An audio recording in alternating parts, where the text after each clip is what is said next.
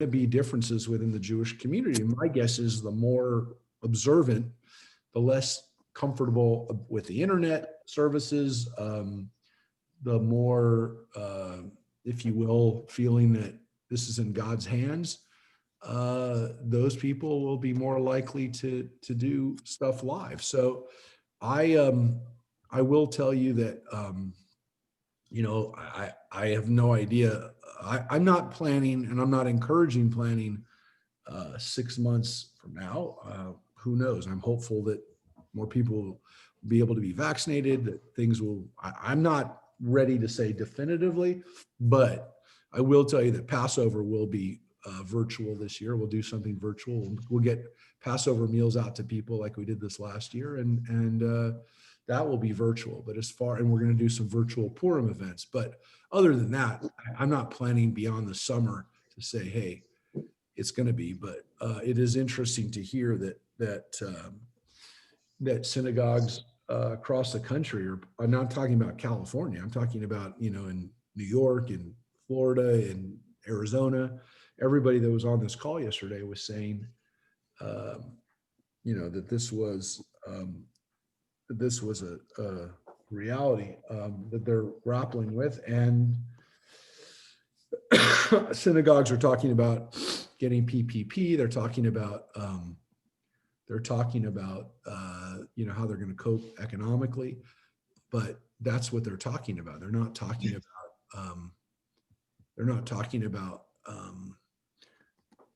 They're talking about how to get through this year already. Now, let's say that by September we're okay, or what? When do you need to know, or try to get a room if we're going to do services? I would say this year, with the high holidays coming when they do, it's early, which is September. I would say we'd have to know by July July, which is kind of, also when we I mean, Rosh Hashanah this year, September 7th, right? For the 6th, it's Labor Day, which is pretty much as early as it could be. So I think we'd have to know by July, beginning of July, which is also the beginning of our fiscal year. So I think a lot of synagogues are trying to figure that out too. So yeah, it's going to be a strange couple months. But we should know something. I mean, you should really know stuff by June, probably, what's going on. My guess is that we'll actually know by April, because if Biden's commitment to get, which I know they said that it's not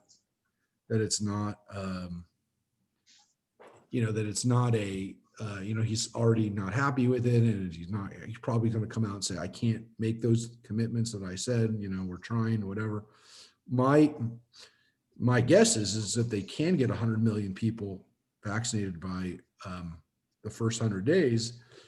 That might make people feel a little bit better, but it doesn't sound like that's going to happen. And 100 days would take us into the end of April, May, beginning of May. So let's hope. I'm not going to give up hope. But they're training the Dodgers how to give shots. So when you go to Dodger Stadium, you're going to get Cody Bellinger giving you shots. That's what I wondered. Are they going to be playing baseball while they're giving the shots? Because yes, Dodger Stadium this week is flipping over from being when you go to Disneyland, get it. They're going to have the Disney princesses give it to you. Yeah, whatever it takes. Disney, all these places. I mean, I can't imagine another year. But there's going to be no fans at Dodger Stadium, so not to really worry about a parking lot. Have they said that though? Yeah, for a while. Yes. They said to expect a 162 game season, but to start there will not be fans. So, well, I guess what they pretty much did by turning it into a vaccination site is said, this is what we're going to be doing there for the foreseeable future, which is great that they did it. I mean, I'm really happy that they turned the place into a place of. But I'm sure the federal government pays them money, and it's McCourt probably that owns the parking lot. He owns the parking lot. Yeah, so clearly the Dodgers had to agree to the whole thing. But it is a massive undertaking, and I hope, that makes people feel good to go to Dodger Stadium to get their vaccination. It's kind of kind of an amazing thing. But yeah, it's weird to think that the Kansas City Chiefs are going to be playing in front of a home crowd this weekend, and meanwhile, we're still not even, we don't even have a date yet when we can go to a Dodger game. But anyways, like I said at the beginning, that's not the most important thing. But I will tell you that I would like to do something other than the funeral. I will tell you that in the midst of television and what people are watching or whatever other movies, I will tell you that I just binged through. It's only 8 episodes, but it's got a very relevant, and I think it was pretty well done. It's on another platform that you have to, if you don't have it, then I apologize for even promoting it, but it's on Apple TV, and it's called Tehran, and it's about Israel operations going on in Iran. And it's follows a woman, a spy, Mossad spy, who goes in to help stop Iran's nuclear program. And I will tell you that it is very well done. I think it's very well done. It's got a wonderful woman as its heroine, and it's action filled, and it's not, there's a little blood, but it's not gruesome. It's not, it's not ultra violent. It's kind of interesting to hear a show. It's shot mostly in Farsi. It's kind of showing what's going on in modern day Iran. I definitely recommend it. It was a good escape. Unfortunately, I watched it too fast. It's only 8 episodes. So it's Tehran. I'd heard about it. I don't go on Apple TV very much. I have it because I got an Apple product. So if you've bought an Apple product, you get a year free. So I'm not here working for Apple. I'm not a shareholder. Haven't been for a long time. But I will tell you, if you get an Apple product, you do get, I don't know if it's a phone too, but I know if you get computers and iPads and stuff, you get a free of Apple TV. And there's that, and there's the morning show, which I thought was really well done too, which is, a drama about the Today Show kind of. Those both are on Apple TV. So anyways, Tehran it was a good escape for, again, a limited time, but I think that, they're coming out with another season. So very cool. So not a lot of movies and options for escape, but and this one's like highly topical and everything else. So anyways, so in honor of Tommy Lasorda, we're dedicating our study this morning. Tommy was obviously, he was not Jewish, but he was a fixture around the Dodger world for so long, and was always great to fans, and always. I'd also like to dedicate it to my Aunt Muriel Reese, Who is when did she pass, Mike? By the way, on the 10th, on Sunday. On Sunday. So we'll also dedicate this to your Aunt Muriel.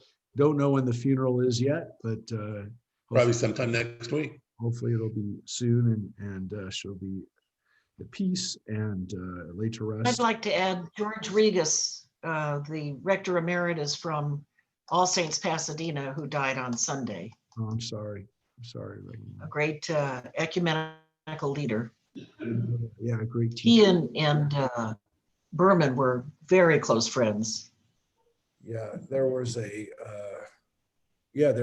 long history of political advocacy and leadership there for inclusion of sexual identities and really groundbreaking community. Mark? I didn't know that. So yeah. Can I say something? Yes. It's Doreen. Hi, Doreen. My picture's not up, so I didn't know. My friend Charlene is in the hospital with COVID on ventilators and stuff. So just a little prayer. Absolutely. She's out here? Yeah, she's at Henry Mayo. Oh, I'm sorry. Yeah. Yeah. Well, Mayo, as we know, is still slammed. I think we had 9 deaths yesterday, on Sunday or Monday. Yeah, Monday, I guess. I don't even remember the day. So yeah, let's hope and pray that people are going to get through this. And as I mentioned, I mean, it's I don't know if you were here, Doreen, when I said it. It's we're definitely still in the midst of it. Gosh, I don't know how, I don't know how to describe it other than it's taking people, especially again in their 90s,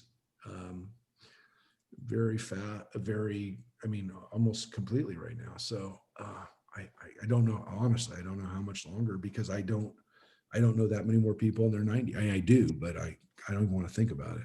So, we'll dedicate to those people and to the those that we don't know who are, again, we've never had a situation in our community where, we're losing 10 people per day right now.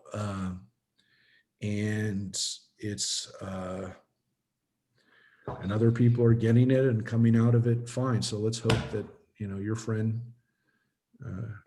Doreen is going to be, Charlene will be back to normal, I hope, very soon. So with that, we actually don't have Rosemary this morning. Rosemary is, she said she's okay, or things are okay, but I don't know much more than that. And she's not going to be here. And we're going to get going. And again, please, everybody stay healthy. And again, I know everybody here is, I'm preaching to the choir, but please stay healthy. And in the midst of it, we're studying Torah. And as I mentioned last week, today something very special happened. And it kind of happened last week, actually. The Midrash Tuesday morning class and the Wednesday evening Torah study class, Thinking that this morning. they merged together. You're going to read, Judith. That's right. You're on call. You're gonna need to give me a couple minutes, but yes, I will read. So they merged. And so we're reading Wednesday night, the same part of the Bible that we're reading in Tuesday, the back and forth between the Midrash and the Torah have merged. And this has never happened before, where we've actually been reading the exact same thing. I'm not sure actually if it's never happened before. I don't think it's happened. Just hasn't lined up. Or we're actually reading something from the Torah on Wednesdays that we're also studying Midrash, or vice versa, however you want to say it. Actually, because Tuesday comes before Wednesday, we're going to be reading what we're reading now. We're going to be reading it Wednesday in class. And because the Midrash is so much more, there's so much more text there, this will only happen now. We'll not catch up to it again, because I don't know how long we're going to be reading about the plagues, but that's what we're reading about today, which seems highly appropriate as well, given what we're dealing with. Because there has been a feeling, I think, for some of us over especially the last couple of weeks, where we've been going from one thing to another. We've had a cumulative effect of not good things. Let's put it that way. And again, without getting, and I don't want to talk politics this morning, and definitely want to focus on the Midrash, but it's very hard when we are getting hit by one thing and then another thing and then another thing. And that's what happens in the plagues. So it's one thing for us to say, well, you can't compare COVID to the 10 plagues. I'm not exactly sure about that, by the way, in some ways, and that this definitely, I think, would have qualified for a plague.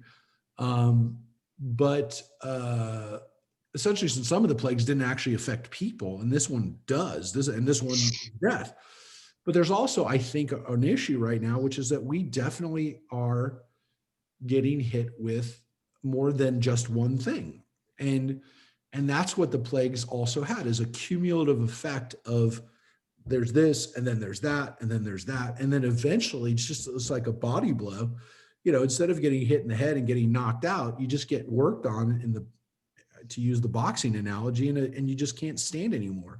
It's not that there was one hit, it's just that there was a massive amount of hits quickly, and you just can't stand anymore and you collapse. That is what happened to Egypt. We kind of hope we don't get more, but I think for some of us, the overall feeling of being locked away and not being able to go out, and then actually losing people that we know, is really starting to have this effect. Because I will tell you this, I've been on the phone with some of my colleagues in other states, and I'm describing what's happening now. I was on the phone with somebody from Detroit a few days ago, and they told me this is what they dealt with over the summer, or this is what they dealt with in March, or this is what, or in April, right after this started. But I'm hearing from other people, oh yeah, you're now dealing with what we did. And we really didn't until the winter. We did not until the end of November or whatever you want to say, we were not dealing with this. So we were dealing with COVID, we were dealing with the effects of it, we were dealing with the lifestyle of it, but we were not dealing with the massive amount of death and sickness that we are now. And the fact that, God forbid, if you have to go to the hospital right now in LA, you don't know what's going to happen if you're going to get in. That is a reality. So it is a cumulative effect, even within a disease, even within the situation we're at right now. So I will tell you, there is a feeling like when we're reading the plagues right now, either as people around the world are right now, as we're reading Parshat Vayera, the Torah portion, Vayera, the second portion of the book of Exodus, or again, whether we're doing it here this morning, reading the Midrash, you're going to read some stuff that's going to sound eerily familiar, that may not have resonated the way it would have if we had read the same section a year ago. So with that, Judith, I think I gave you some time. I gave you some time to get set up, and I'm now going to put up as I mentioned, We'll try. as I said before to some of you, I am in a different locale because I am watching the dog today, kind of, a little bit. I'm helping to watch the dog, which I'm not supposed to be doing, but as I mentioned, my wife is out of town, and so I'm helping with dog watching today. So I apologize for I don't know. I apologize for having to hear. That may be interrupting me because I'm on duty also at the moment. Yeah. So what we found out last week was that hopefully they won't go off at the same time. So what we found out last week was that as we read in the Torah, Moses comes back to Egypt with Aaron. He reunites with Aaron outside of Egypt, comes into Egypt, and they start talking to Pharaoh. And this actually is at the end of the first portion in the Torah. At the end of Shemot, it's hard to kind of comprehend, but we just read it last week on Wednesday night. And please join us tomorrow night if you'd like to actually read the whole Torah portion. We just read that, the Torah portion of Shemot, of Exodus, the first portion begins obviously chapter 1, and it goes all the way in through chapter 5 and deals with Moses, the slavery, Moses's birth, Moses's meeting God at burning bush, Moses returning back to Egypt and confronting Pharaoh for the first time. So by the end of the first portion of the week, we get a whole lot. And as we mentioned every year when we read Shemot, Moses' birth to him being married is is less than a chapter. Burning bush is a whole chapter. Burning bush is actually, most of that is God and Moses negotiating and trying to convince Moses to go. What's interesting is that Moses doesn't want to go, and some of the challenges he gives to God, we actually see that he was right.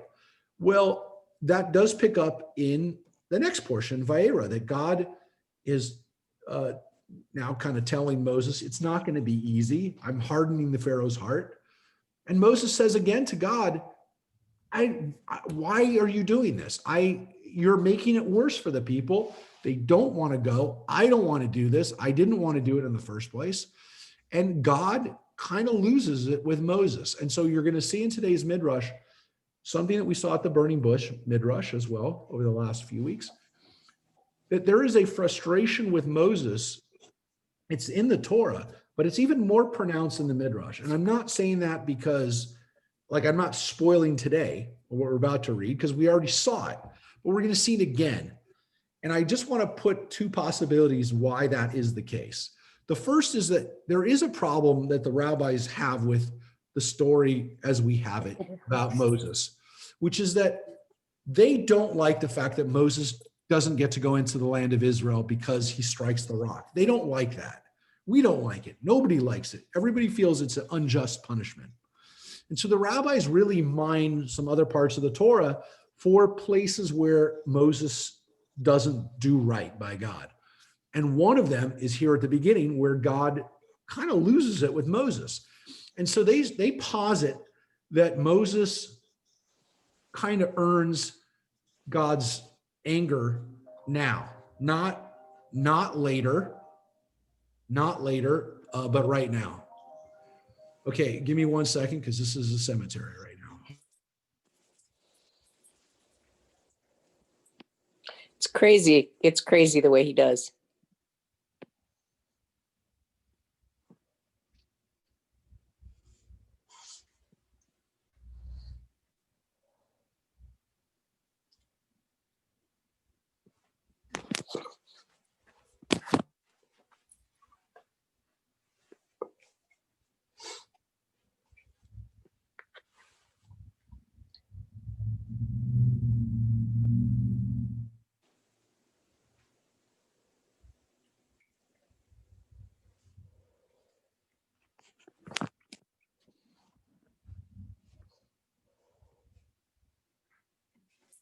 Yay. She was sitting behind there. I just moved her.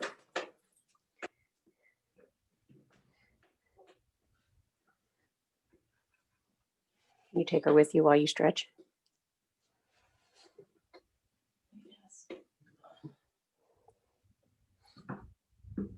Or stretch down here and I'll be in the back room so that she has entertainment. Oh, hi, baby. Come on. Come on, baby. Woo. Woo. Hey, baby. No. Leave it. No. Oh, come here. Yeah, I love you. Ow. Judith, who are you watching? We have a new dog. And she's we haven't trained her yet. She's a bit of a handful.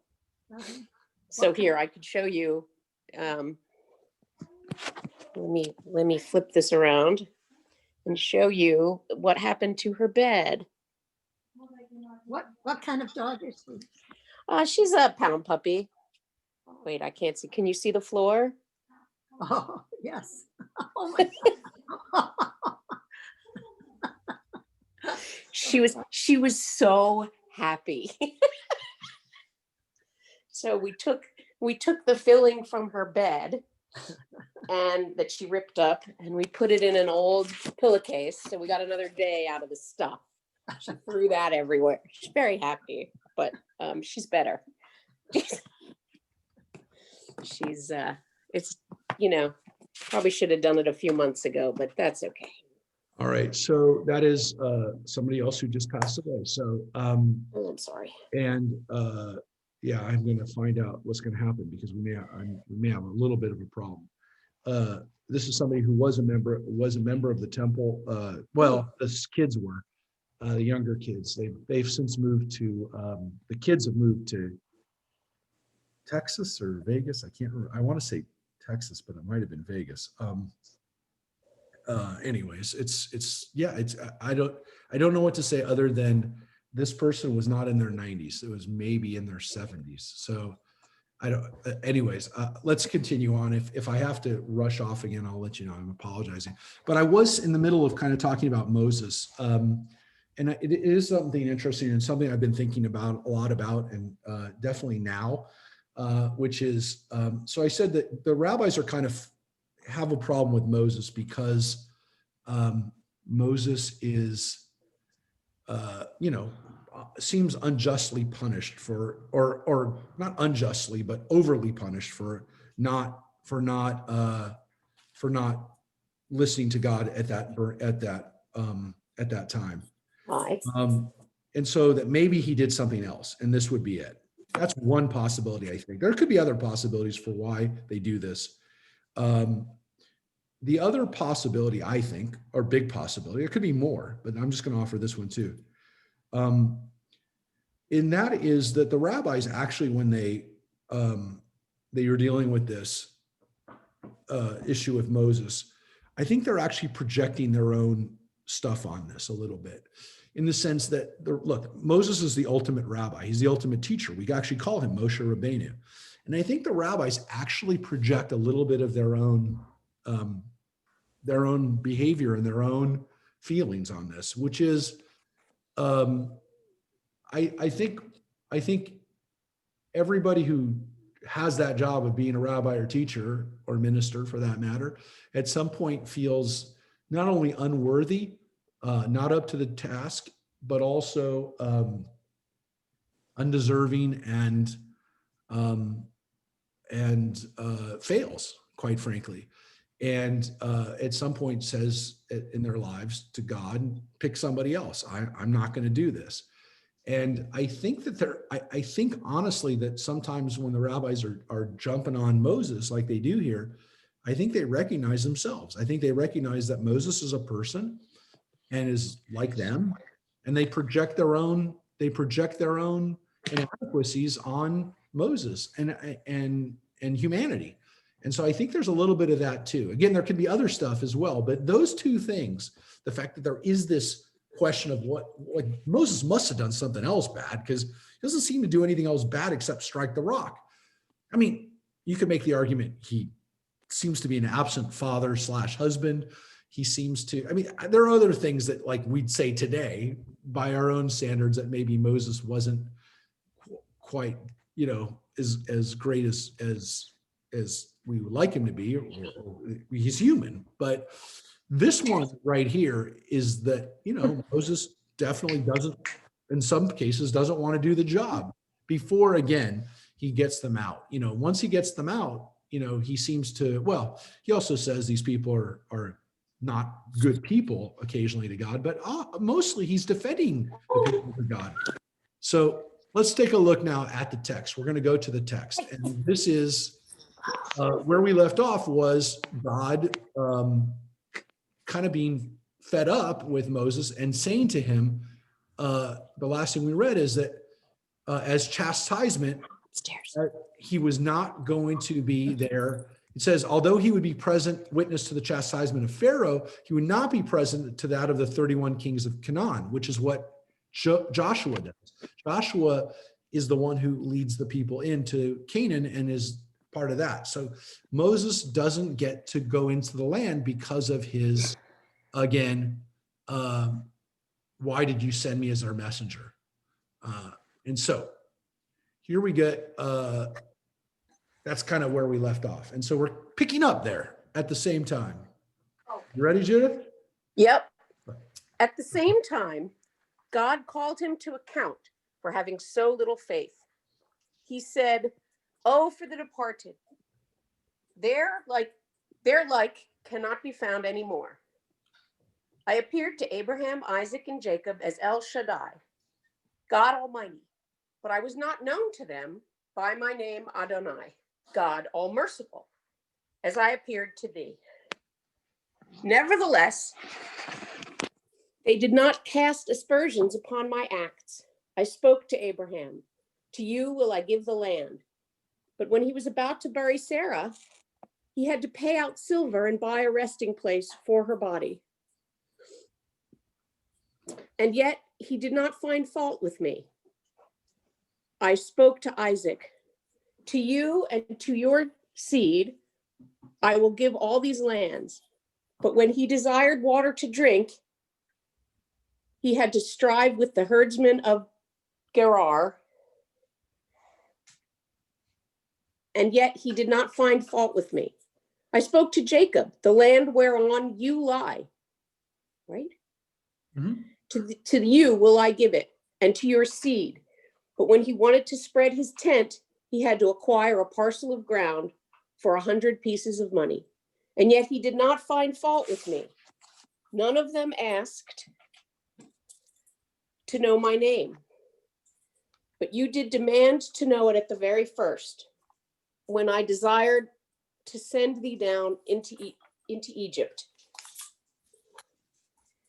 And after I revealed it to you, you did speak, saying, you did tell me that you are called compassionate and gracious, long-suffering and merciful. But as soon as I pronounced this name before Pharaoh, misfortune descended upon the people of Israel. Now I desire to fulfill my covenant with the 3 patriarchs and give their posterity the promised land as a reward for the unquestioning faith of the fathers, and also as a reward to the people who in spite of their sufferings did not find fault with my deeds. For this will I give them the land, which they do not deserve to possess for other reasons. I swear that I will do thus. God pronounced this oath to banish all fear from the mind of Moses, that he might act only in accordance with his attribute of justice, and thus delay the redemption of Israel for a time on account of the sins of the people. You want to roll it up? So, yeah. So let me explain what just happened here. Well, I think you probably caught it. God's frustrated with Moses. And one of the things that he says to Moses is, the other guys, Abraham, Isaac, and Jacob, those people that I spoke to, they never gave me the grief that you gave me. Oh, how I wish I could deal with them. Because you know what? Life wasn't easy for them either. Not only that, it's not just that life wasn't easy for them. We know that. I promised them things, and I didn't seem to deliver on those either. So what God basically does here is says, look, I told them all these things, and I didn't quite deliver on it, which the rabbis are kind of acknowledging. And yet they didn't complain. You're complaining. And to some extent, not only, okay, did they not complain, but I actually have already given you an insight that I didn't give them. I've spoken to you in a way that I haven't spoken to them.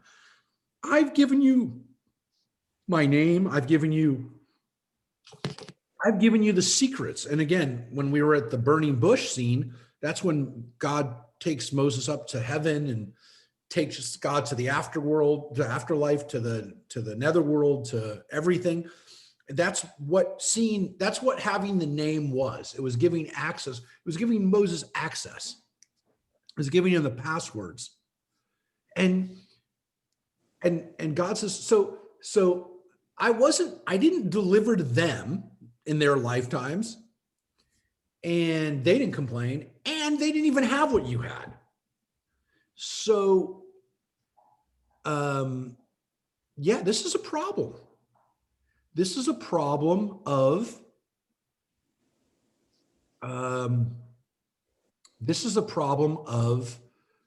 Moses being compared to Abraham, Isaac, and Jacob, and coming up definitely wanting, which is an interesting idea. And it's one that we do get kind of in the Midrash, this theme of, as good as Moses is, and as much as he does for God, as a person,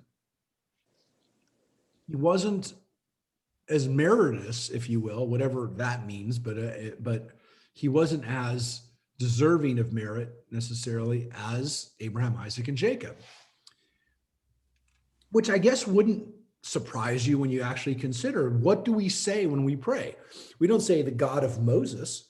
We say the God of Abraham, Isaac, and Jacob, and now Sarah, Rebecca, Rachel, and Leah.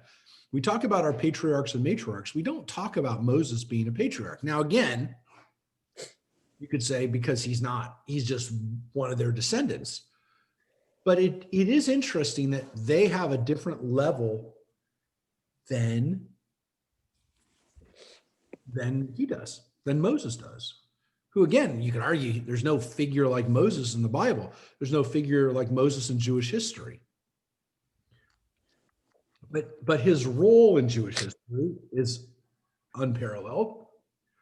But his merit as an individual, his ability to deal with suffering, his ability to have, I don't know if you want to say blind faith, but complete faith or better faith, he doesn't have it compared to Abraham, Isaac, and Jacob.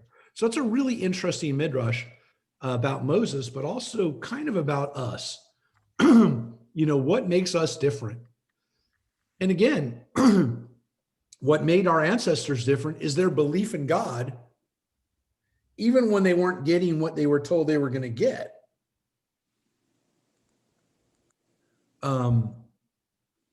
Because they were all promised the land and didn't really get it. So I'm going to give you the land. It's actually going to happen in your lifetime where you're actually you were taking the people into the land. And of course, now we also get this understanding that, nah, not Moses. So let's take a look at what that actually also means, this redemption.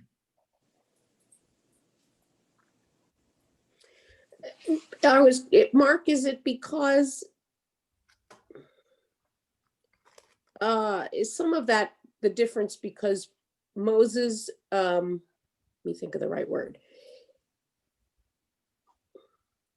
He had to be more confrontational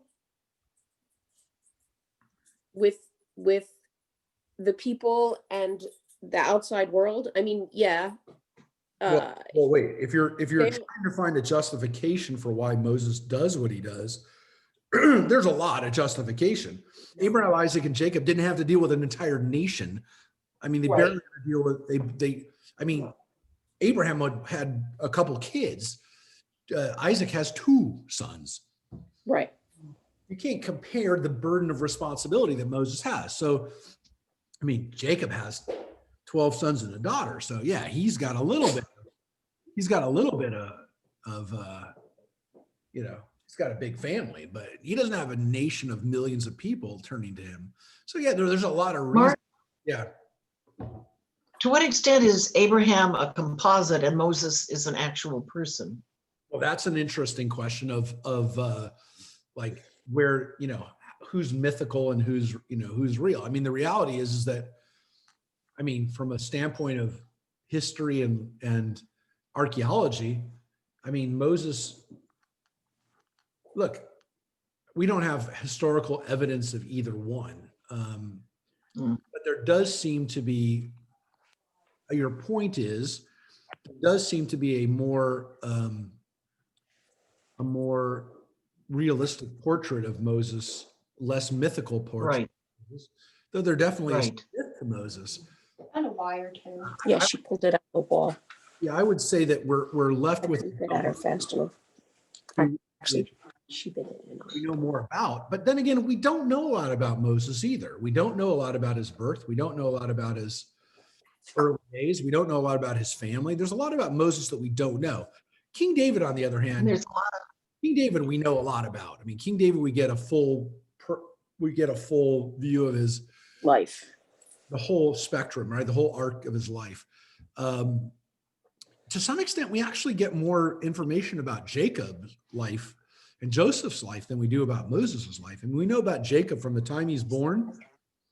We do with Moses too, but with Jacob, we have conversations with his family. We have conversations with but isn't that a possibility that it lends itself to being more of a myth, yeah. or if you will? Though Jacob takes on a role that is, I mean, he's still mythic, obviously. He's the ancestor of all of Israel, but there's kind of a level of Jacob's familiarity, which is unusual. And that's why the Bible, when people talk about its mythic quality, yeah, that's true. But there's something about the interactions, and I'm thinking about it because we just finished it in the Torah. The Jacob and Joseph cycle of stories really is more than just myth, because the conversations and the level of kind of understanding and the amount of Torah that's devoted to Joseph reuniting with his brothers, Right, that's not what you normally see in a myth. And I'm not just talking about Right. Greco-Roman myths. I'm talking about, like all myths. So I think the myths that we have here are definitely an issue. Though I don't know that Moses is any more or less. Yeah, I guess the problem with Moses is he's so unidimensional that we don't, in the Torah at least, we don't really get his inner voice, and we don't get discussions with the people that mean the most to him. Now, this part here is going to kind of blow your mind. Judith? Yeah. Now, the redemption of Israel was a settled fact. But before Moses and Aaron could start on the work of delivering their people, God called various points to their attention, which he bade them consider in their undertaking. He spoke to them, saying, "My children are perverse, passionate, and troublesome. You must be prepared to stand their abuse to the length of being pelted with stones by them. I send you to Pharaoh, and although I will punish him according to his deserts, yet you must not fail in the respect due to him as a ruler.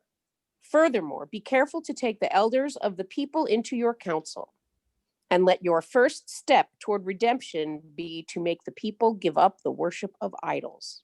Why don't you just finish the next paragraph too, and we'll talk about it. The last was a most difficult task, and the words of God concerning it wrung the exclamation from Moses, "See, the children of Israel will not hearken unto me. How then should Pharaoh hearken unto me?" It was the third time Moses declined to go on the errand of God. Now the divine patience was exhausted, and Moses was subjected to punishment. At first, God had revealed himself only to Moses, and the original intention had been that he alone was to perform all the miracles. But henceforth, the word of God was addressed to Aaron as well, and he was given a share in doing the wonders. Right. So, so the Torah is also kind of interesting here, which is, what do we get from this? That this is why Aaron steps up and does this work, which we already knew at the burning bush, that Aaron is there to some extent because Moses doesn't want to do it. The Torah tells us that. But here it also tells us that, as much as Aaron was supposed to just be speaking, doing the role of speaking, as we see in the plagues, Aaron does some of the wonder working too. So whereas Moses was originally going to be the only one who got to do the miracles, now Aaron gets to do some of the miracles. And it does say that in the Torah. So here the rabbis are trying to kind of hang a reason for why that is, which is that, again, Moses's reluctance here, even after he's back, is a problem, and he has to get punished for it. So this is a part of kind of the story, if you will, that that Moses is punished not just by not going into the land, but also by not getting to do all the miracles. And that Aaron gets to share in it, which, you know, it's not the end of the world. It's not a horrible thing, but, you know, again, according to the rabbis, this is why we get Aaron in there doing the miracles and not just speaking. The thing there that I think just kind of stands out, though, there's a couple things in here, is that God says to them right away, it says to Moses right away, these people, they're a problem. I mean, they're a problem. And you are going to have to deal with their problems. They are going to treat you like garbage. And be prepared for that. Be prepared for getting pelted. That's how bad it's going to be. They're going to hate you. And then there's this other weird thing here too, which is that Pharaoh, as bad as Pharaoh is, he's still a ruler. He's still deserving of respect, which is kind of weird because who cares? Why does God even have to say this? But there's this weird idea that if you don't treat the previous ruler with respect, you're not going to treat the new ruler with respect. So there might be also a reason here where God's saying, look, if they don't, if we don't treat Pharaoh with respect and I'm taking Pharaoh's place, it's going to be a problem. So there's this understanding here that even bad rulers need to be respected, because if people don't respect the rulers, then the whole system falls apart. So there's this weird kind of, we have to go through this with Pharaoh because he's the ruler. He's the guy in charge. So you got to go through him. And then, of course, this last piece that I just want to point your attention to, which is of all the things that the people are going to do now when they're getting ready to go, giving up their idols is going to be one of the hardest things. So in order to get them out of Egypt, we got to get them out of the mind frame of being an Egyptian. And part of that is idolatry, which basically says here, this admission that the Israelites had become idolatrous while they were living in Egypt, which shouldn't strike us as bizarre because they're living in this culture, this dominant culture for years. Of course, they would take on some of the Egyptian characteristics, including, according to the rabbis, Egyptian idolatry, which also leads us to a very important understanding of what the plagues did, which were they didn't just prove to the Egyptians that God was more powerful. It didn't just prove to Pharaoh. It proved to the Israelites that God was more powerful. And that the gods that they'd been worshiping for the last couple of generations were useless. So remember that these plagues also affect Egyptian gods. Each one of them affects a different god, if you will. And it's been pointed out that the purpose of this, to some extent, was to undermine the Egyptian theological structure as well as its nation and its economic and social infrastructure, that also destroyed their theological infrastructure. So let's get into some plagues, shall we? Let's get into some plagues. Here we go. God divided the 10 punishments decreed for Egypt into 4 parts. 3 of the plagues he committed to Aaron, 3 to Moses, 1 to the 2 brothers together, and 3 he reserved for himself. Aaron was charged with those that proceeded from the earth and the water, the elements that are composed of more or less solid parts, from which are fashioned all the corporeal distinctive entities. While the 3 entrusted to Moses were those that proceeded from the air and the fire, the elements that are most prolific of life. The Lord is a man of war. Yeah. Let's just talk about that for one quick second, which is that the plagues can be divided into different sections, if you will. They're the plagues that affect the water, plagues that affect the air, land, and then fire, which, as you can see, are the elements, right? Those are the elements. The elements in those days, there were 4 elements. Now we have a periodic table of elements. Back in the ancient world, there were 4 elements, and you combine those elements right into make the world, the material world, combination of air, earth, fire, and water. The plagues inhabit and are, to some extent, the way the rabbis look at it, is they're elemental, they're material, and they can be looked at by which they inhabit. There definitely seems to be that to some extent. If not fire, because fire was probably added later on as they came into contact with the Greeks. But there definitely was the water, the air, and the earth, the heavens, the land, and the earth, and the water. Heavens, land, and water. Those are the cosmos, if you will, in the Bible, and not in the Greco-Roman period, in the early biblical world. Those areas, as we talk about, those are the world. So when we get, for example, when we talk about God creating the heavens and the earth, God creates the heavens, the earths, and the water. Those things are created and then filled by God during the 7 steps of creation. Likewise, when we have a breakdown of in the Torah of what is kosher or not, we don't have mammals and reptiles and birds and they're not divided by classification. They're divided by where they live. And so when the Bible's listing the animals and going through what are the qualifications, it's what zone they live in. So the plagues can also be described and kind of classified by what zone they inhabited. The other thing about the plagues is who did them. And so the rabbis actually say that there's both of those things are something you should pay attention to.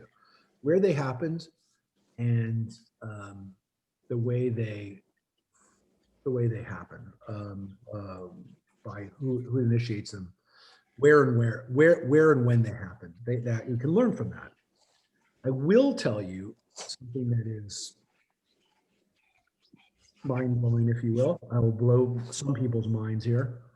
Nowhere in the Bible does it say there are 10 plagues. The rabbis say there are 10 plagues.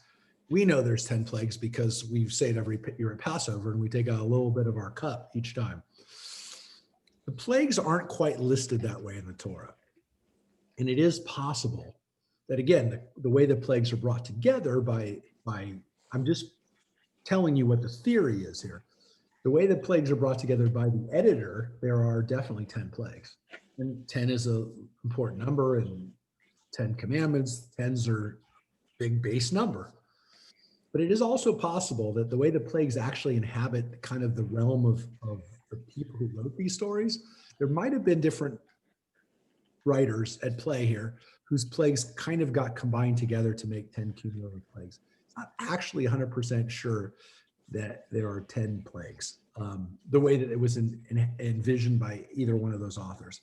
You don't want to spend a lot of time on it. Again, I don't like to go down the biblical authorship. My professor, Richard Friedman, just wrote a book on the Exodus, which I just ordered, hope to have in a couple days. Maybe I'll share it if anything comes up from that I think is groundbreaking or something I haven't heard before. I'll share it with you. But it is important to understand that there does seem to be some authorial choices about how the plagues go. And I will tell you that the reason I'm sharing this is one really important thing here.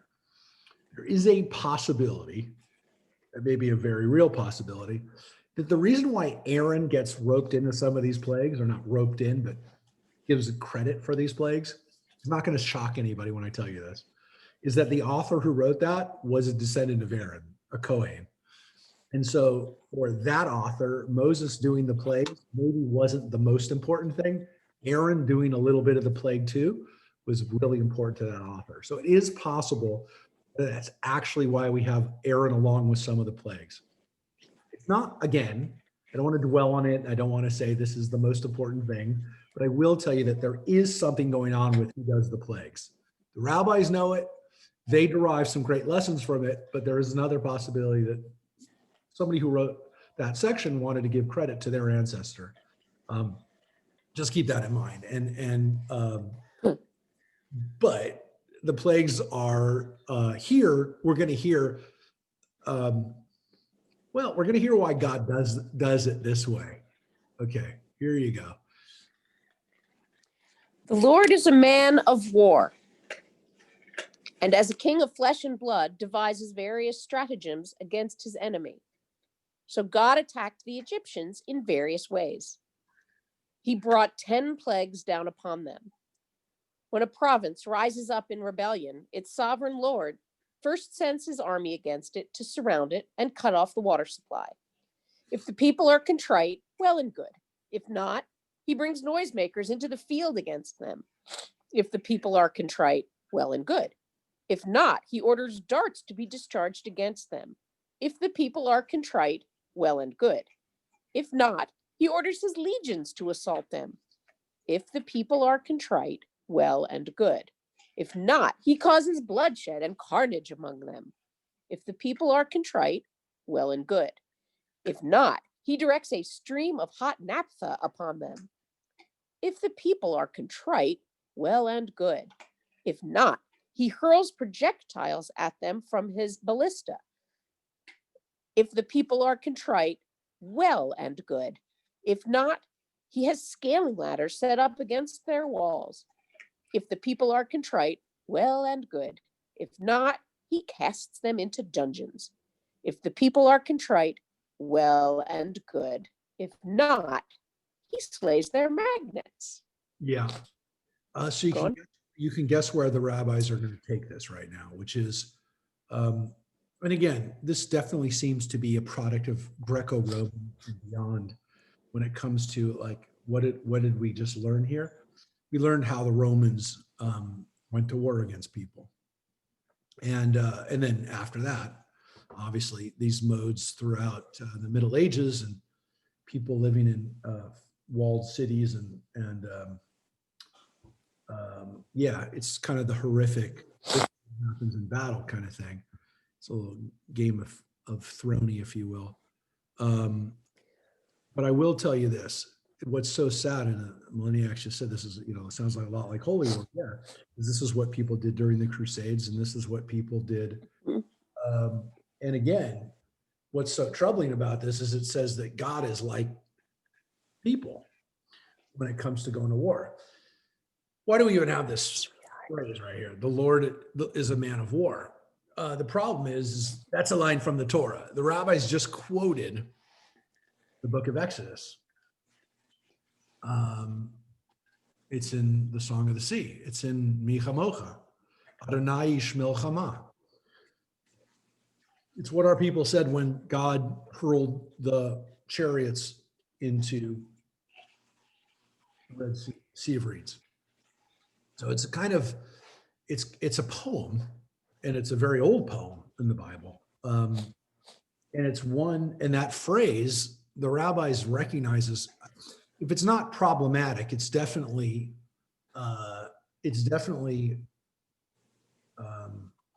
poetic. But I would say it's definitely also, the rabbis knew, strange.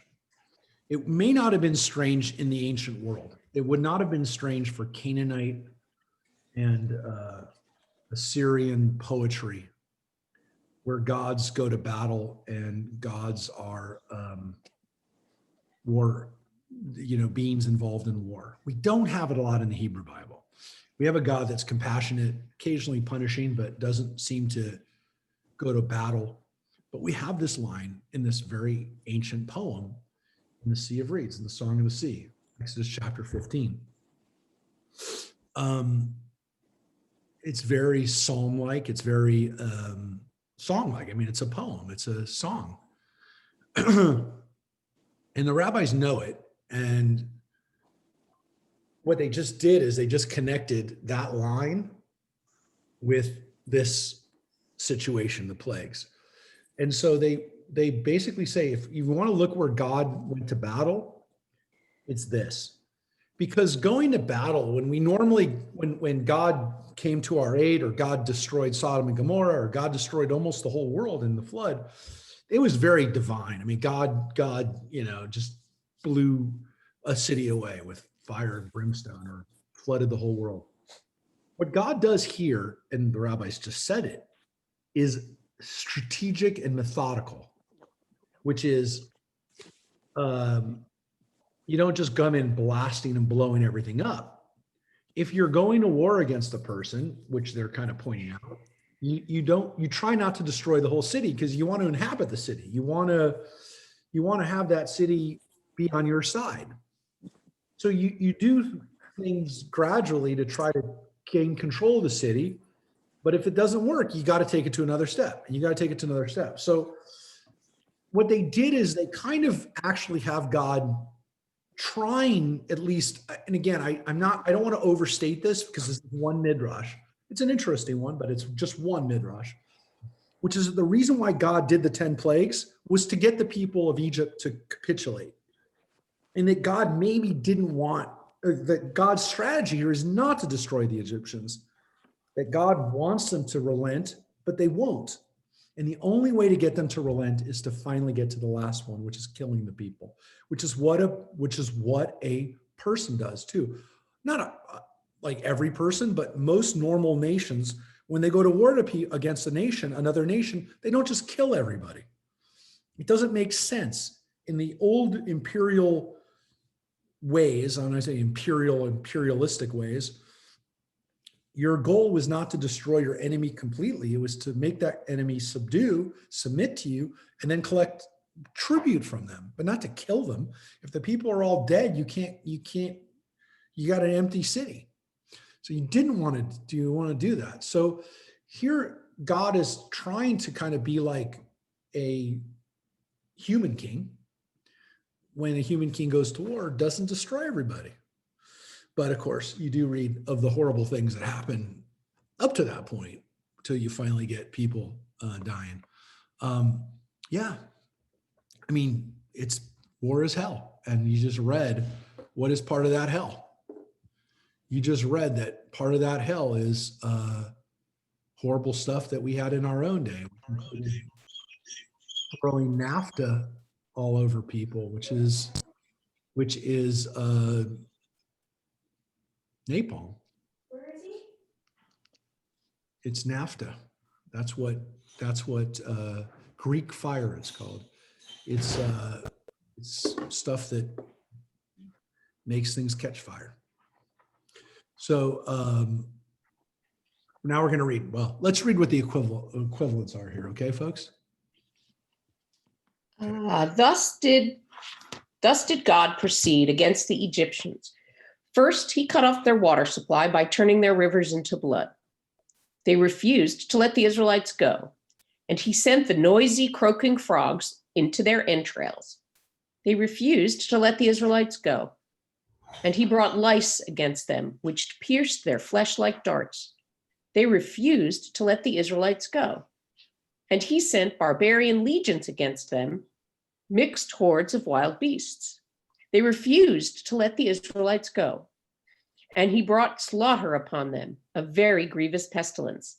They refused to let the Israelites go, and he poured out naphtha over them, burning blains. They refused to let the Israelites go, and he caused his projectiles, the hail, to descend upon them. They refused to let the Israelites go, and he placed scaling ladders against the wall for the locusts, which climbed them like men of war. They refused to let the Israelites go, and he cast them into dungeon darkness. They refused to let the Israelites go, and he slew their magnates, the firstborn sons. Yeah. So some of those seem like a little bit of a stretch on how you get these plagues to be the things that people did, but some of them line up well.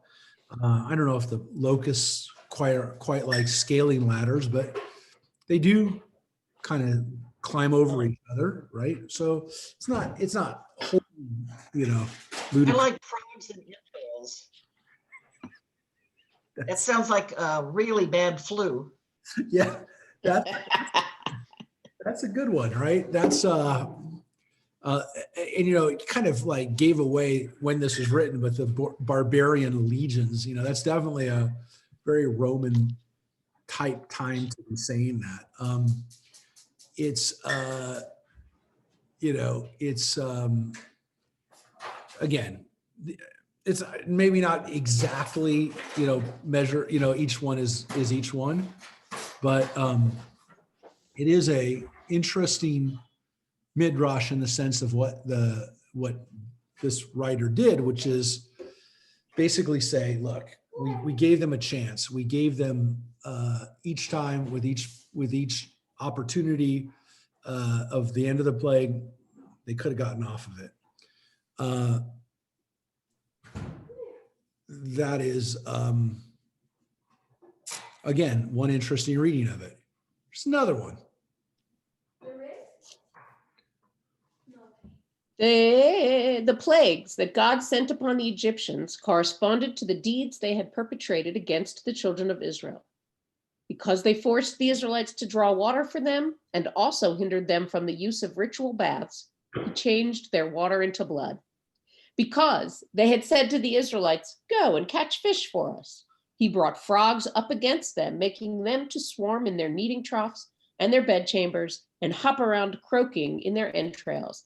It was the severest of all the 10 plagues. And that's an interesting thing the rabbis do. And the longest. We sometimes talk about this at the at Passover. It's maybe been brought up before.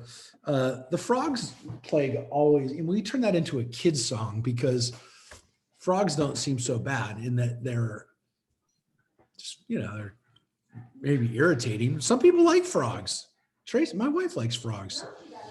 Oh yeah, she used to love collecting frogs, likes frogs for some reason. I don't know. The point is that it doesn't seem so bad. The rabbis actually teach us that that's one of the worst plagues.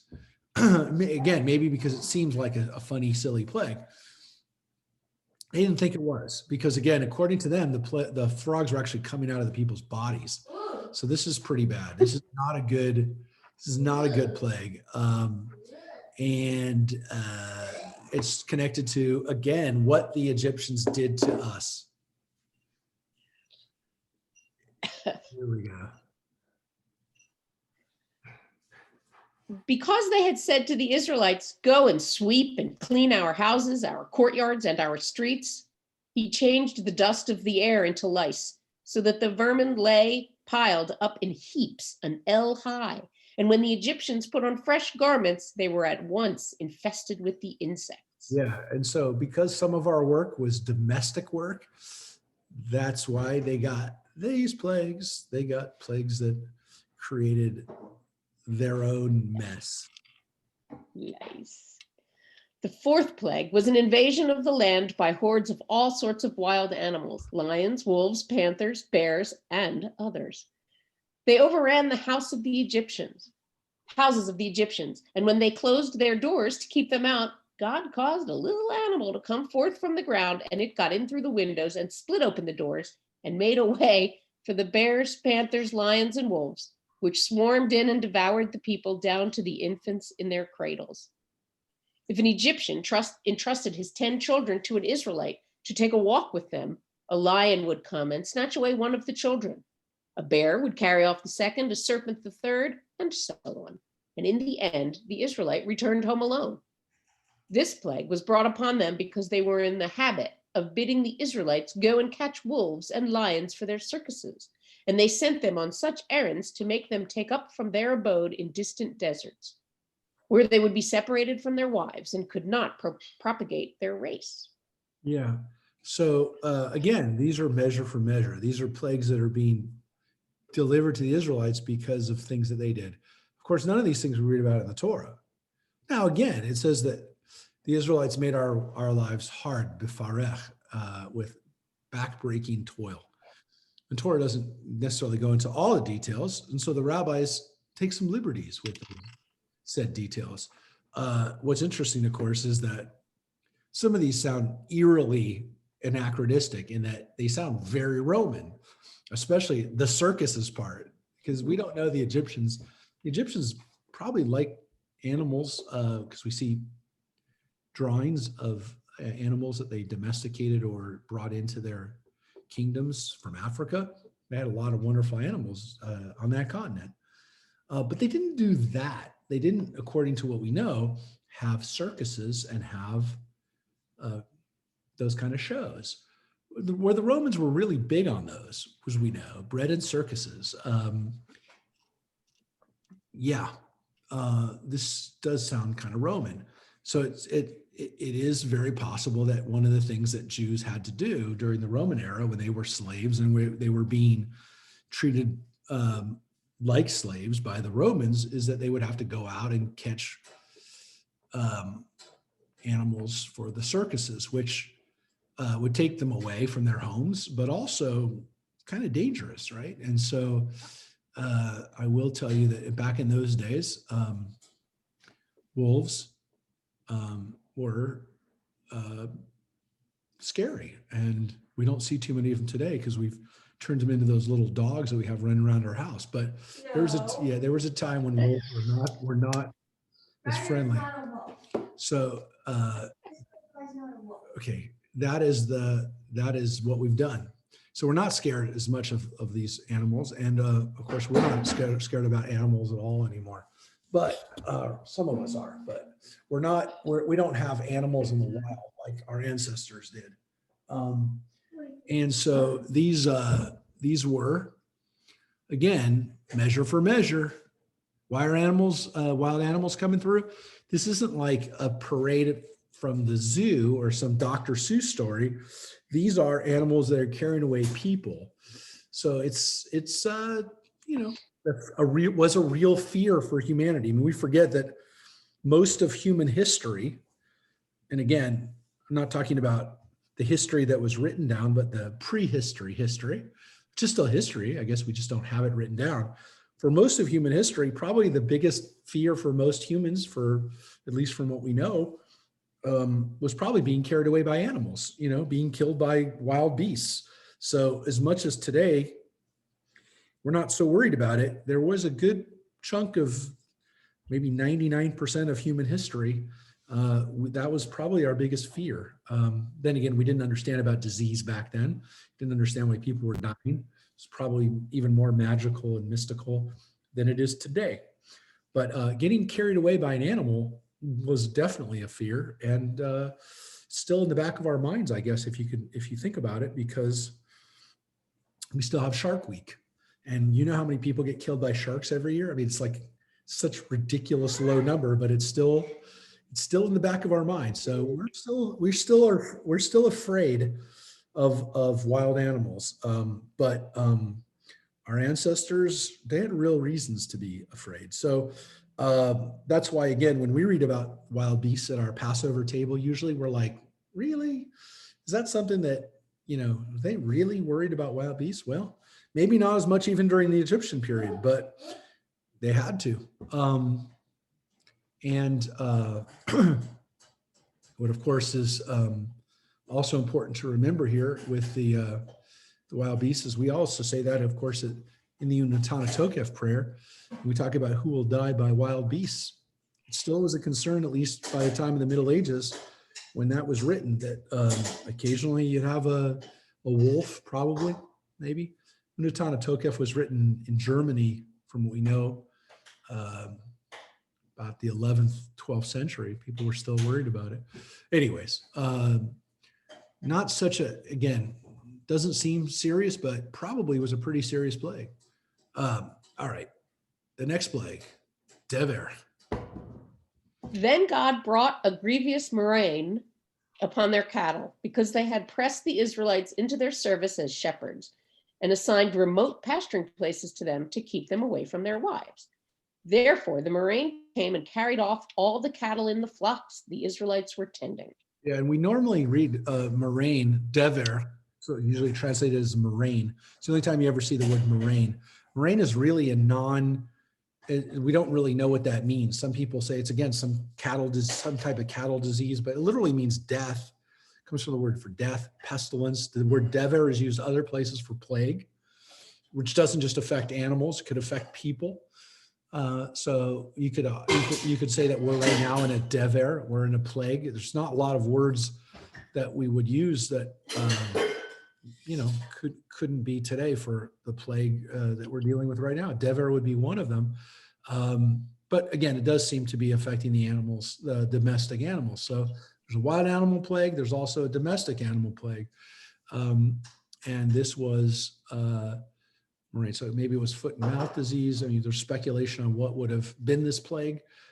There are a lot of plagues that affect domestic animals, and they're not ones that you and I think about very often today. But if you're a farmer, especially one who takes care of domesticated animals, relies on those domesticated animals for food, for milk, for eggs, it's a complete destruction of your livelihood. When you have a disease that spreads through your farm, you're devastated. It's one day you're in business and the next day you're not in business. And that happens to people, unfortunately, even today. And it's one of the big fears that we have of factory farming is that animals, when they get sick and they have to be put down, it's done on a level that it's just horrific. And so we don't talk about that a lot because we don't want to talk about it. We don't want to know about it, but there are outbreaks of disease amongst cattle farms or places where people are raising chickens in factory farming settings. And in some cases, they have to put down thousands and thousands of animals to stop a spread of a disease. So it's horrific. And it's another part of the world that we don't want to think about when we eat and rely on animals. So it also is, again, and I don't want to minimize it, is a vegetarian. I'm not going to minimize it, but it also has a huge economic impact on people if they're a farmer. It's just, they're literally become unemployed or destitute in a moment, overnight. Very few jobs, very few livelihoods can be destroyed literally in a period of weeks. That's one of them, being a farmer who has domesticated animals get sick. All right, that is economic too, not just death of animals, but also destruction of an economy. Yep. Because the sixth plague was a boil breaking forth with blains upon man and upon beast. This was the punishment of the Egyptians, because they would say to the children of Israel, "Go and prepare a bath for us unto the delight of our flesh and bones." Therefore, they were doomed to suffer with boils that inflamed their flesh, and on account of the itch, they could not leave off scratching. While the Egyptians suffered thus, the children of Israel used their baths. Yeah, this also, by the way, seems to be very Greco-Roman period, especially Roman. We know the Romans loved their baths and spread their baths all around the world, whether it was in Europe or Turkey. The Turks inherited their love of baths. The British didn't seem to inherit their love of baths. I don't want to say anything bad about the British, but they have bath, but it was not quite as, they were limited, their baths.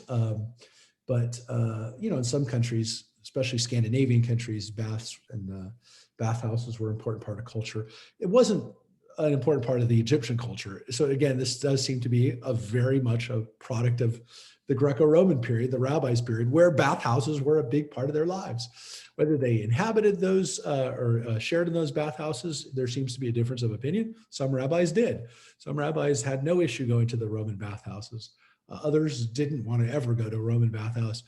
But again, according to this reading of the plagues, Egyptians not being able to go to bathhouses meant more space for us. We get to go to the bathhouse, which is weird because it's like, did you really want to do this when everyone else is suffering? Well, they were suffering and they made us suffer. One of our jobs was to get their baths ready. And so now they can't even go into a bath because they're just so inflamed that they can't do that. So blains, that's a great crossword word. That one, if you ever get blains on there, that's a tough. Moraine is a good one too. Those are both. Never good. seen moraine. I've seen blains, but never moraine. I haven't either, but moraine would be a good one. But I only see it in the Passover Seder. The only time I ever saw the word moraine. It's like how Jews know a word that nobody else knows in English, moraine, because all these old Haggadahs had the word moraine. Now they all have cattle disease. That you can actually tell when the Haggadah is written, because if it's written like after 1970, or at least newly written, I didn't say republished, the 95th edition of the Maxwell House Haggadah still has moraine. But if you have a Haggadah that the language was written before the 50s or 60s, it's got moraine in there. And then later on, it's just cattle disease. But yeah, these are good words. These are good words for you. Blains. So yeah, it's a swelling. It's a inflammation. So that is the bonus was you got a space at the bathhouse because the Egyptians were all taking care of their blains. All right. So that is the next plague, the Shechin plague. Now we're getting into 7, 8, 9, and 10th. Here we go. Because they had sent the Israelites forth into the fields to plow and sow, hail was sent down upon them, and their trees and crops were destroyed. Okay, I thought we never destroyed trees. That is interesting because this was definitely done by God, right? So we don't do it, but if God does it, then it seems as though it is rained down like fire and brimstone. And again, this does seem to be completely destructive of the land.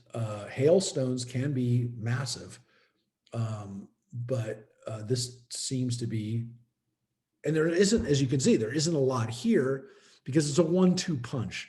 the hail and locust is really seen as a 1-2 punch because of what the Torah says. The Torah actually says anything that the hail didn't destroy, the locust came and destroyed. So here's what it says. They had been in the habit of saying to the Israelites, "Go forth, plant trees for us and guard the fruit." Therefore, God brought the locusts into the Egyptian border to eat the residue of that which was escaped, which remained to them from the hail. For the teeth of the locust are the teeth of a lion, and he has the jaw teeth of a great lion. So this is kind of like a poetic play on the locust, right? Which is not something that we really come in contact with. If you live in Africa or if you live in that part of the Middle East, these are disastrous, and The Midwest, we still have sometimes. them in Africa. I mean, they're still a major destructive force in Africa. They just had an outbreak of them in Ethiopia. I was on the phone with some of the people that we're working with in Ethiopia. There's a organization that I'm helping out now with some stuff in part of Ethiopia that has civil war, got that, and it also has locusts. So it's got a few of the plagues. Seems to have a few of the modern plagues, but yeah, locusts are still with us. They are devastating, and they definitely seem biblical, or at least almost like a punishment on a godly scale, because all of a sudden these things descend out of the sky and eat everything. And the irony, of course, is that their teeth are tiny. You can barely see their teeth, but the net effect of their jaws are complete destruction. And they might as well be lions, because they can completely destroy everything, and not just, lions will eat one thing, and they'll eat your sheep, or they'll God forbid, they'll kill a person. But the locusts, if they destroy your food supply, then everybody dies. And people have to leave their communities, they have to leave their farms. It's just completely destructive. So locusts probably, you could say, at least since the time of the agricultural revolution, locusts definitely killed more people than lions did. And since the agricultural revolution, I know people are saying, well, there's hundreds of thousands of years of humanity when they were out on the plains, and had to deal with wild animals. Yes, that's true. But since we had crops that we were raising, since the agricultural revolution, what has completely devastated entire economies and entire villages and big parts of countries has been locusts. So this is a big plague, and it is a 1-2 punch, because everything the Torah says that the hail didn't destroy, the locust did. So now we're going to get to kind of a weird plague, which is the plague of darkness. Because they would throw the Israelites into dungeons, God brought darkness upon them, the darkness of hell, so that they had to grope their way. He that sat could not rise up on his feet, and he that stood could not sit down. The infliction of darkness served another purpose. Among the Israelites, there were many wicked men who refused to leave Egypt, and God determined to put them out of the way. But that the Egyptians might not say they had succumbed to the plague like themselves, God slew them under cover of darkness, and in the darkness they were buried by their fellow Israelites. And the Egyptians knew nothing of what had happened. But the number of these wicked men had been very great, and the children of Israel spared to leave Egypt were but a small fraction of the original Israelitish population. Yeah. You probably never heard that before. You may have heard the Midrash that only a fraction of the Israelites left Egypt. That is a very well-known Midrash, that a lot of Israelites didn't want to leave Egypt. They didn't leave. They just said, you know what, life is okay here. That only a fraction of them. There's a very famous Midrash. We're actually going to get to that, but we're not there yet. There's another Midrash that we just read, which is astounding, which is that there were a lot of Israelites, a lot of Jews that didn't deserve to leave Egypt. They were really bad people, and they died. And they died in Egypt. And the darkness, the plague of darkness, allowed them to be buried so that no one would think, the Egyptians, that is, no one of the Egyptians would think that they were killed, in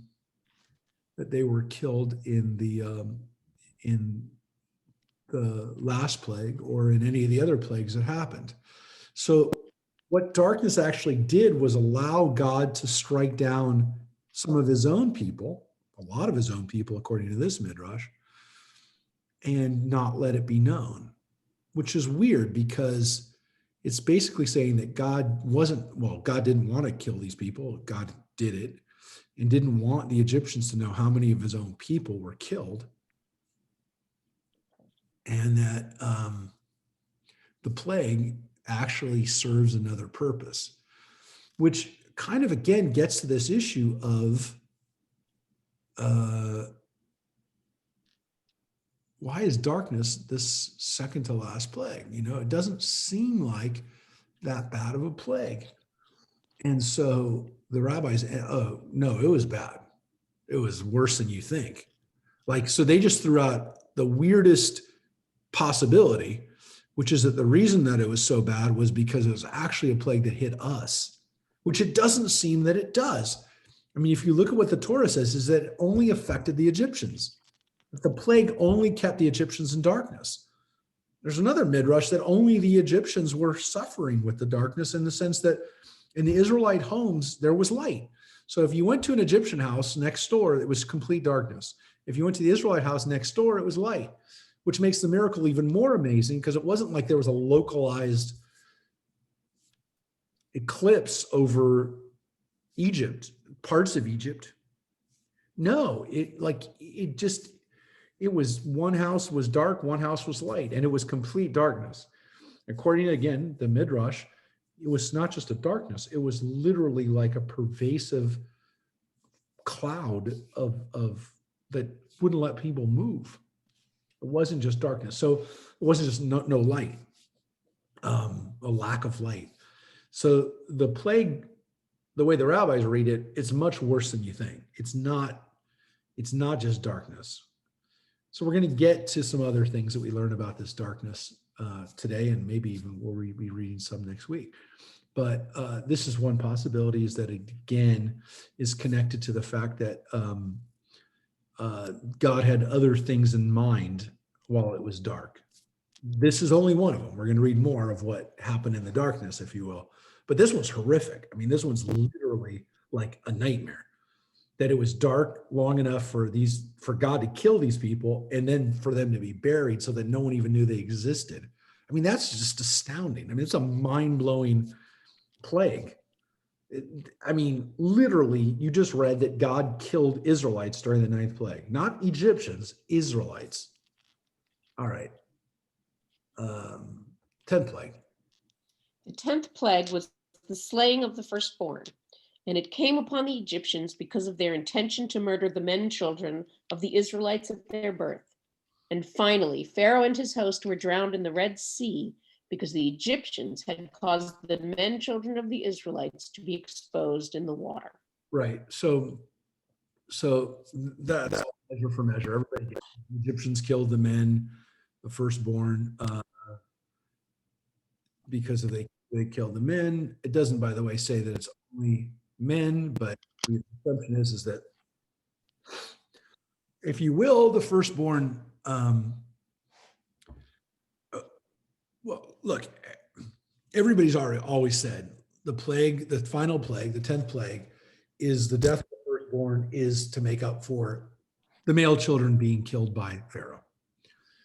But the rabbis point out something interesting here, which is, but does that really measure for measure? If God's really going to measure out and measure, like really measure for measure, not just kind of like, well, I'm going to punish you, but I'm not even going to punish you as bad. If God really is punishing measure for measure, shouldn't more men have died? And so the rabbis did something here, which is kind of interesting. They said, oh yeah, but guess what? There's more men that are going to die, because they're all going to die when they chase us into the Red Sea. So yeah, that was a bad plague, but it's not the end of their punishment. and the men are going to be punished. And not only that, doesn't it make more sense for them to be punished in the water, the very thing that they were going to kill us with, drowning us in the Nile? Now they're going to be drowned in the water. So they like that measure for measure. So they kind of like are saying, yeah, it's the death of the firstborn is kind of measure for measure, but not all of it. There's a little bit more measure. There's a little measure coming later on, which is even more appropriate, if you will, because it's the water that's going to do it. So they like the measure for measure with the drowning in the Red Sea. That is kind of like, well, there's a parallel. Everybody loves that parallel in the sense it's very biblical. It's very, powerful. It's ironic. It's tragic. It's biblical. But the rabbis point out, but it wouldn't be measure for measure then. And so we get more. All right, more on the plagues. Each of the plagues inflicted upon Egypt had another parallel in the cruel treatment accorded to the Israelites. The first was a punishment for the arrogant words spoken by Pharaoh. My Nile River is mine own, and I have made it for myself. The plague of the frogs God brought down upon the Egyptians because, he said, the frogs, which sometimes inhabit the water, shall take vengeance upon the Egyptians for having desired to destroy the nation destined to be the bearers of the Torah, and the Torah is likened unto water. Interesting. God sent vermin. Yes, no. I was just, frogs are somehow compared to, well, they're not being compared to the Torah, but they're both of water. Okay. This one, again, it's a different Midrash. It's close, but it's a little different where these things come from, where the plagues come from. Here we go. God sent vermin upon them, saying, let the lice made of the dust of the earth take vengeance upon the Egyptians for having desired to destroy the nation whose seed is like to the dust of the earth. Hordes of beasts, lions, and wolves, and swarms of serpents came down upon them, because, God said, these animals shall take vengeance upon the Egyptians for having desired to destroy the nation that is likened unto lions, wolves, and serpents. Wow. So there, you know why? Because we're like lions. And so they're going to be, the vengeance is going to be like lions. Again, the rabbis here find, or the rabbi who wrote, the people who wrote this Midrash are finding places in the Torah where we can find parallels.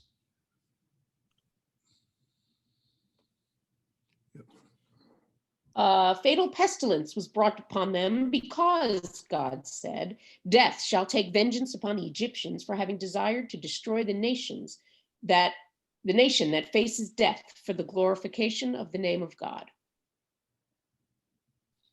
They were made to suffer with burning blains because, God said, the boils coming from the ashes of the furnace shall take vengeance upon the Egyptians for having desired to destroy the nation whose ancestor Abraham walked into the fiery furnace for the glorification of the name of God.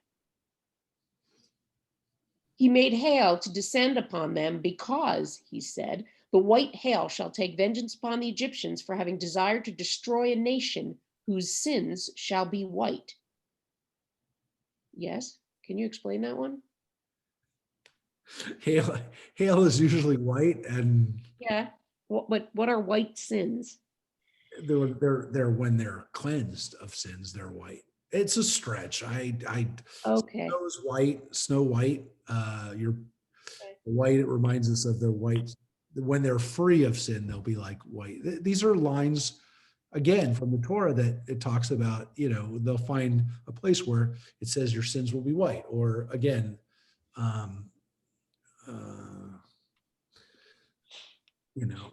there's stretches. I mean, these are all pretty big stretches. I mean, the fact that the burning boils, or the boils that felt like they were burning, remind us of Abraham, who walked in the fiery furnace, which, by the way, is a midrash. Daniel does it. Daniel's friends do it. during Daniel's time, much later on. But we do have a midrash that Abraham was put into a furnace by Nimrod. So we read about that before. It's a very well-known midrash. It's not in the Torah though. But this idea that Abraham was also in a, but that is a big stretch from a fiery furnace to the boils. So again, these are pretty big stretches to some extent. But again, they're poetic. I mean, these are more poetic than, than the strategery that we had in the other one, the stratagem. Yeah.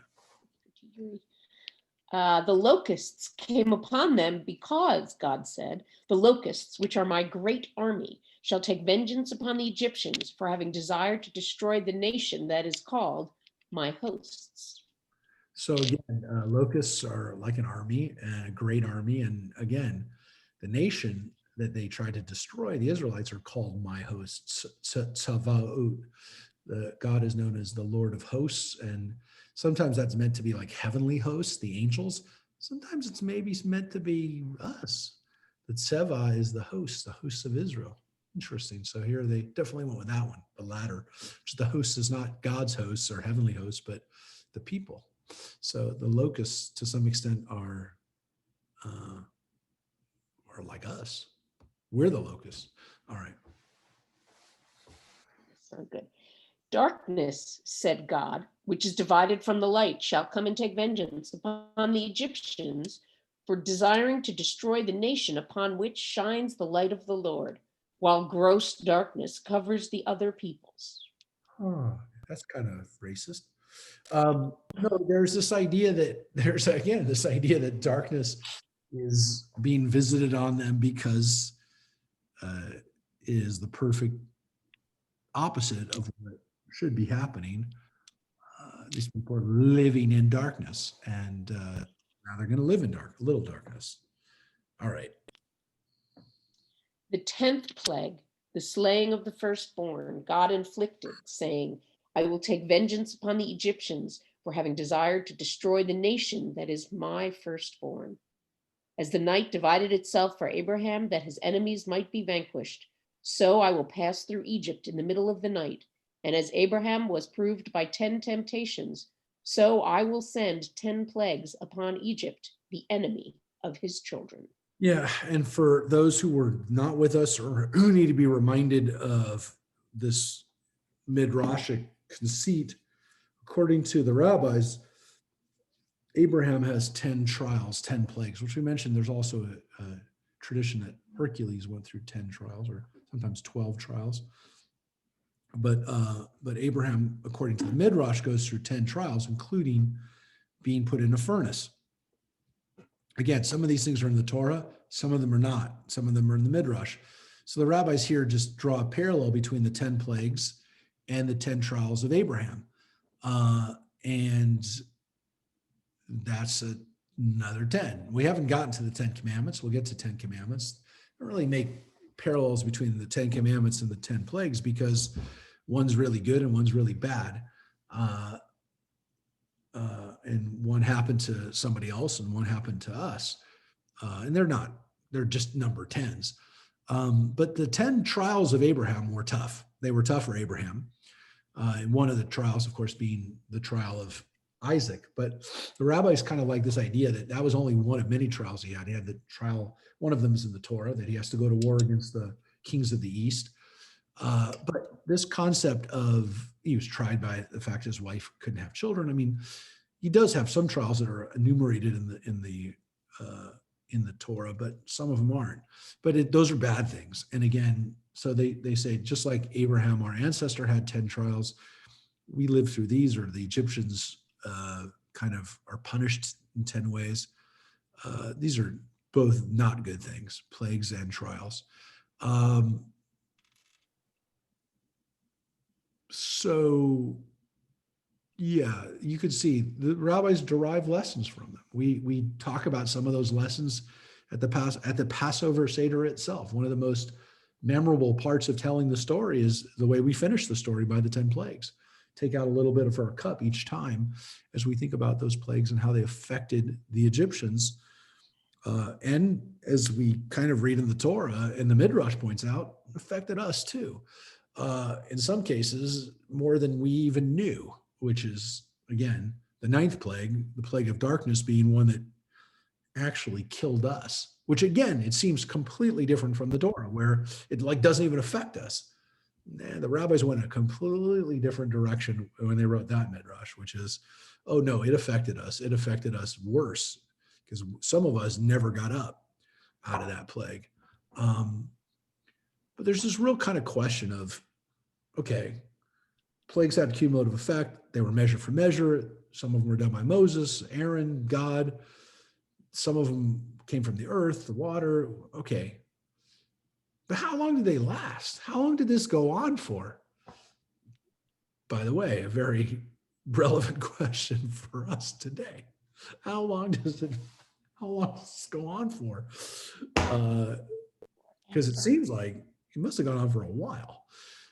We have an answer, at least we have a possible answer of how long this went on for. I wanted to definitely get to this today. I don't know. We're not going to finish this whole section here, but let's read this one.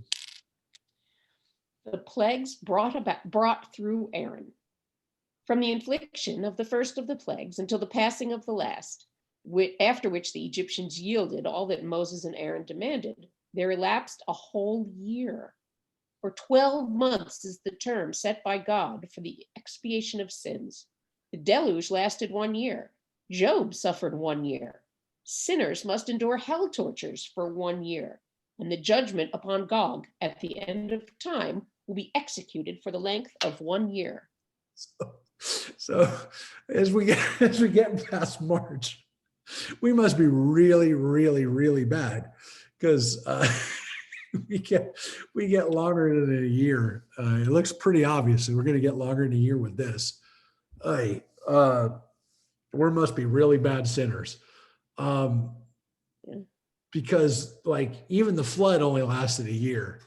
And by the way, that's like, you go, well, it's 40 days and 40 nights. Yeah, but remember what the Torah says. The rain was there on the ground for a year, was still drying up a year later. Yeah, that was, seems to be like the term limits, or the maximum term. I don't mean term limits for a politician. I mean maximum time served. It seems to be a year for collective punishment. Of course, we know there's been things that have lasted longer than a year. I mean, the Spanish flu lasted for 2.5, 3 years, whatever, 2 years, 2.5 years. Holocaust lasted for, the death camps and death times lasted for 4 years. I mean, Hitler was in power for 12, but 4.5, 5 years is when most of the people were murdered. There are times that you have to deal with stuff for longer than a year. But like divine punishment seems to be a year. So I guess this isn't divine punishment. This is a hell of our own making, maybe. Maybe. I don't like to blame the victims for anything, but this doesn't seem to be part of it, because believe it or not, folks, and I'm glad we have Reverend Lynn here today. Just so you know, for those that are still thinking about, well, what about the time to come, the big battle, the one that we talked about, and then it's pretty a big part of Christianity, at least some early forms of Christianity. It's on people's minds. The battle of Magog, the big battle of the end of times. That's what it says, the end of times. I didn't write that. It says it right there. That final battle, that lasts a year. So as bad as the end times are, which are again a divine thing, we don't get a lot of it in the Midrash, in the Talmud and rabbinic sources. We get a little bit. We definitely seem to think that there will be a final battle. That only lasts a year, folks. So it's a bad battle. I mean, it's not something we're looking forward to, obviously. But the good thing is that it doesn't last for longer than a year. So, in the book of Revelations and in some Jewish sources, I will say, it doesn't last a year. It lasts longer. But in Christian sources, it oftentimes lasts for a lot longer than a year. So that final battle is, Important in some branches of Christianity than others. yeah, yeah. I think the mainline churches pay very little attention to Revelation. Yeah. And again, in the worst case scenario, well, I would say what seeped into mainstream Judaism, rabbinic Judaism 2,000 years ago, was that idea that it is not a long battle, that God doesn't, when God does these, when God gets involved, let's put it that way, when God is involved in it, it doesn't last for long. I mean, the rabbis felt very comfortable saying punishment from God is not longer than 12 months.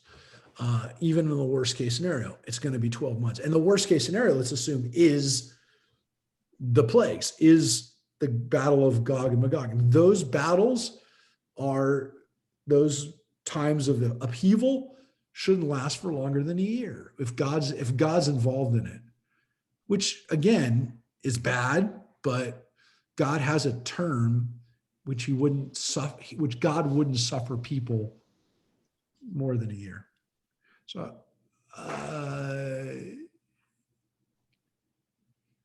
this is now kind of like going back to the plagues, and actually, you know what? This is a good place for us to leave, because the next thing is we're going to get into some of these plagues in another version of kind of midrashic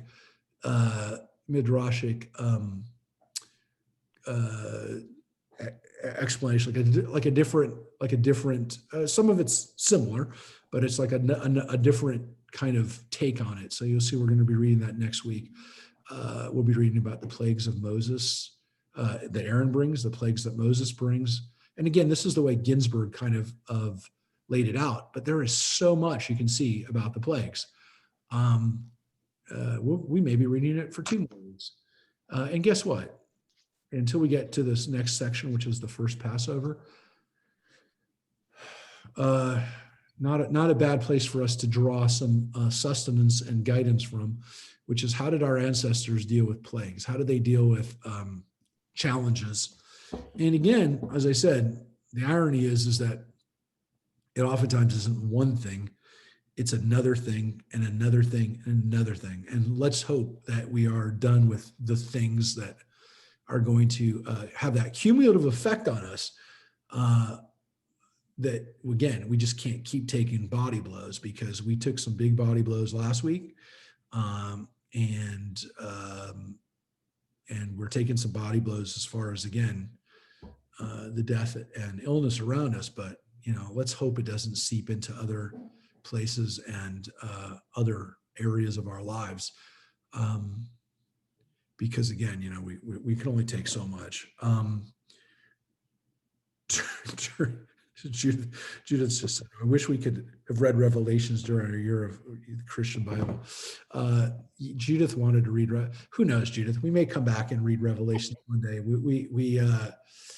We barely got through the Gospels. People had didn't. Revelations is dreadful. Ugh. It has some beautiful poetry, but You can read it. theology is just bizarre. You can give us a book report on it, but yes, it is troubling. It is troubling. But I will tell you this: as much as, and again, one could argue that we shouldn't be like this, but we are like it. Human beings, we want to know how the story ends.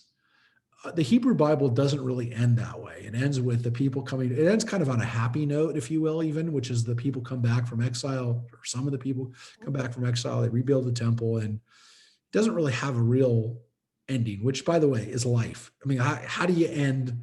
You can't really end the Bible, because it covers thousands of years of history, literally thousands of years of history. It doesn't really end. We don't really know how it ends. It's the Sopranos ending, which is, you and I can argue. And again, I know that I just said that, but it ends in a way that we're not really sure how it ends. And You can argue and debate of how it really ends because it does, but people don't like endings like that. They hate endings like that. They really do. They test movies all the time and people walk out and say, I hated that movie because I don't know how it ends. Or I don't like the way it ends because it doesn't really end. People want an ending. And the book of Revelations gives people an ending. It gives people that Hollywood ending that people want, which is easier to wrap your head around because, oh, okay, I know how it ends. But so there's a reason for it, and there's a good reason for doing that. I would say I kind of like our ending in that I don't think we really do know how this ends, and to some extent, God pretty much told us, you're writing the ending. This is not my ending. I didn't end this story. I don't end this story, but you do end this story, and how you end this Right. is up to you. And I like that because it's not just, it's not just you're responsible now, which I do believe is part of what the Bible gets to, which is why God is absent in the last books of the Bible, right? That's my professor Richard Friedman's book, The Disappearance of God. Why does God disappear? Doesn't exist anymore, but God doesn't appear in the Bible anymore, is God has given us more and more power. But people don't like it. People want to know. A lot of people want to know how it ends. They want to be they were spoon fed or force fed or taken to the end of the story and say this is how it ends. Look, it puts the responsibility on us, which people don't like, makes us think, which people don't like, and it's tough and it's complex and it's unknowable. But isn't that really the way life is? I mean, if somebody told you this is the way your life is going to end, would it be as great of a story to live? If everybody knew the way this story ends, your story ends, would it be quite as fun? And I guess you could say it would be really nice to know how it ends. I mean, some of us would like to know how it ends, but no, there's this idea that this story will end the way you make it end. So with that, by the way, I just want to let everybody know, I hope no one's story ends this week more, and again, as limited as possible. And folks, please stay healthy and please stay safe. And let's hope that we get more and more people vaccinated. All I can tell you is when I read things like Israel is now vaccinated over 20% of their population, it makes me cry a little bit. As proud as I am of Israel's accomplishments, that shouldn't happen. We shouldn't have. Except the Palestinian citizens are not being vaccinated. Not in the Rabbi, why don't you get a plane together and fly us to Israel? Yeah, that'll be a great thing. By the way, interesting though, Reverend Lynn, the Palestinians, for a lot of reasons, also partly because Israel tried to protect the Palestinian territories. They didn't have as bad of an outbreak as Israel did. It's partly also because Israelis travel more too. Obviously, they were exposed to. Right. The Palestinians did not have nearly as bad of an outbreak, and I think what's going to happen is that they will probably handle. I mean, I hope that they will handle their vaccinations and implement their vaccinations themselves too. But I don't. Yeah, I have been following that, and one will hope that the death rates, which haven't been as bad as they are in America, we have a lot of, I guess, comorbidity factors here in our country, which is another one of our problems. That I hope that is going to be better. But I'll tell you, England, obviously, as everybody knows, is really in bad shape right now too. And I don't know. My Tracy's family in England is really bad. I mean, they are England. I mean, it's again. I don't want to dwell on it, but England, the whole country is in severe lockdown mode right now. Parts of our country are like nothing's happening, which is weird too. But in England, they pretty much locked down the whole country. So though it's weird, you can still travel to England back and forth, which I don't understand how that's happening, but it is happening. So please, everybody, stay safe and healthy, and please don't forget that we are in the midst of a really bad time right now in our county. So be praying for those who are ill and for those who are who are dealing with this plague right now. So everybody stay healthy, and look forward to seeing you all next week as we talk more about plagues. Thank you, Judith, for reading. Bye, everybody. Anytime.